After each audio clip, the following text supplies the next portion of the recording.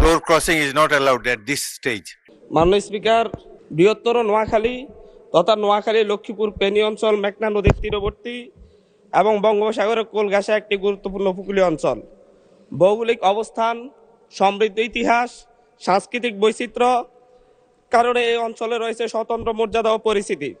উল্লেখ্য, বৃহত্তর নোয়াখালীকে বিভাগ ঘোষণা করার দাবিতে 1994 সাল থেকে অদ্যাবধি প্রায় 31 বছর যাবৎ এ অঞ্চলের জনগণ ধারাবাহিকভাবে আন্দোলন করে আসছে।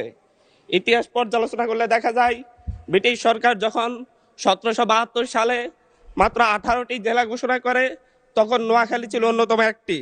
এবং ব্রিটিশ শাসনামলে ঐতিহাসিক বাস্তবতা এবং আঞ্চলিক গুরুত্বপূর্ণতার কারণে এই অঞ্চলে একটি বড় বিমান ঘাঁটিও নির্মাণ করা হয়েছিল।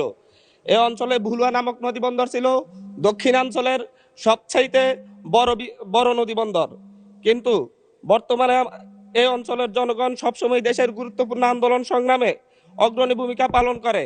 খেলাফত আন্দোলন, ব্রিটিশ বিরোধী আন্দোলন, ভাষা আন্দোলন, মহান মুক্তিযুদ্ধ এবং সাম্প্রতিক গণঅভ্যুত্থান সব ক্ষেত্রে এই অঞ্চলের মানুষ সম্মুখ সারিতে থেকে আত্মত্যাগের উজ্জ্বল দৃষ্টান্ত স্থাপন করেছে।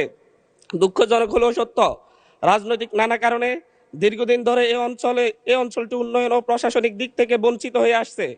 ফলে এখানকার জনগণ বৈষম্যের শিকার।